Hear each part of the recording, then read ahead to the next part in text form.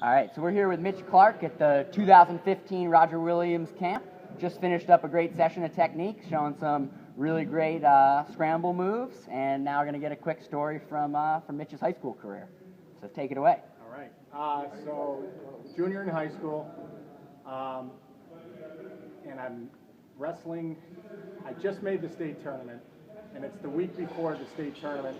It's actually the Monday of, and I get a call to go to the principal's office, the high school office. So I went up, and I get up there, and the principal says, "Hey, you know, you're probably not going to be able to wrestle in the state tournament this weekend." And I was like, "Why?" He goes, "You don't have your measles shot." So I go, "Okay, why do I need my measles shots to wrestle in the state tournament?" He said, "Well, there's an outbreak. Apparently there was an outbreak near Albany in Glens Falls, New York. And there were two guys from Glens Falls that made the state tournament. Now, they didn't have the measles, but they could have been carriers of the measles disease. And so kind of like the movie Outbreak, they were trying to keep the town in quarantine as much as possible. So I call up my dad. I'm crying, you know. I'm like, "Hey, they're not going to let me wrestle, you know." And then I ended up, you know, he's like, he gets on this phone with the New York State officials and starts threatening to sue. And they're like, "All right, listen, just get the measles shots today. We'll let you wrestle." So I went in, got the shot,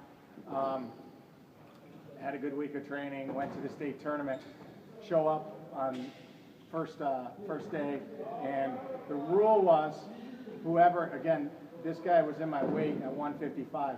If you wrestle this guy, you got to wrestle him in solitary confinement. So basically, I win my first match, he wins his first, and I won the quarters, he won his quarter match. We're in the semifinals of the state tournament, which at this point was the biggest match of my life. And we got to go wrestle in a isolated gym. So there's basically this high school nearby, the arena. And so they're like, "Okay, show up tomorrow. We're going to take you in a paddy wagon, like the police vans." No way. The barred windows and everything. And New York was too cheap to get two vans, of course. So we had to pile into the vans. No way. Together like criminals. And my dad snuck in as the team trainer. So literally there's no fans allowed. When we showed up, well, first of all, when we got in, you know, I don't know about you, but when I'm wrestling, before I wrestle a guy, I don't even want to make eye contact with him across the mat. You know, I don't like playing that game. So I don't even like to look at him. Well, now I'm like touching knees with him, about to wrestle him in a dirty old dungy gym. So we get out and we walk in, and it's like got that wrestle off feel to it, you know. There's no noise. And I get there and I'm warming up, and about 10 minutes in, I'm like, "I'm ready." And referee looks at the other guy. He's like, "You ready?" He goes, "Let's do it." So we went in, and my dad again snuck in as an athletic trainer. The whistle blows, and he's like, "All right, he's leading right leg. Got, you know, heavy right leg." You know, and then second period, he's getting tired. He's going to circle that way, and just chirping the whole match, strategically in his head. Yeah. You know, and that's all you can hear in the whole match is my dad just. He's a pretty strategic guy. He was a college wrestling coach at St. Lawrence University, so he had that coach's voice too. I ended up winning the match 3-2. It was a very tight match. I won it sort of at the end. And so I'm in the state finals. I've never been in the state finals before. I'm all excited, but I can't yell or anything.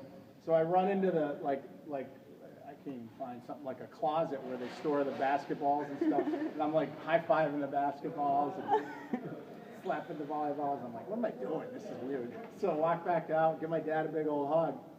But I'm just a, you know, 16-year-old, like happy-go-lucky, so psyched about life right now. Can't get the smile off my face. But I got to go back into the other guy's like throwing his stuff down and swearing. But I got to go back in the van with this guy. Meanwhile, I can't get my grin off my face. Yeah. So my dad hands me a towel, and I put it over my head like I'm cooling off, but I'm just smiling underneath. And I get into the van, and we walk around, we get into the van, we drive, and this time, like, no one's saying a word. I mean, like before, our coaches were bantering with the other coaches, joking about the situation. No one said a word for 15 minutes. We get out.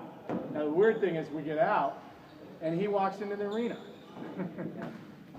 Which makes no sense because we just, my thought is we just wrestled in solitary confinement. Why is he going in the arena? Yeah. But apparently, if you're my friend and you can't watch me wrestle, you're probably not going to go to Syracuse and watch me wrestle. So that was limiting the number of people going.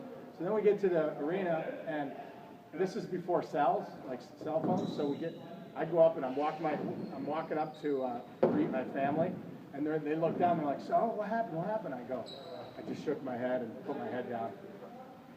And they're like, what happened? And I was like, I lost. And they're like, you did? And some of them are starting to cry. I'm like, I won. What are you worried about? So then I'm like thinking, hey, no one got to scout me. This is great. I got this very unorthodox style. So I went out in the state finals and I lost 13-6. So, bad ending to the story. But the funny ending to that story is the heavyweight from Glens Falls actually did make the state finals. So they wrestled the state finals in that gym. That's amazing. So very, very goofy story.